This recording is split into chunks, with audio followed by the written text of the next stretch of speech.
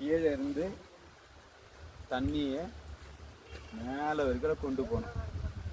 அதுக்குண்டான வேலை திட்டத்தை பார்க்க தான் வந்திருக்கேன். எனக்கு ஒரு ஞாபகம் வருது இப்போ தான், இந்த கத்தரையே நீ பாடு சர்க்கரையே வராது, அதெல்லாம் பொய் கதை. பாடுறவங்களுக்கே நிறைய சர்க்கரை கிடைக்குது. கத்தரை நம்பி இறங்கி மக்களுக்கான வேலையை செய்யுங்க.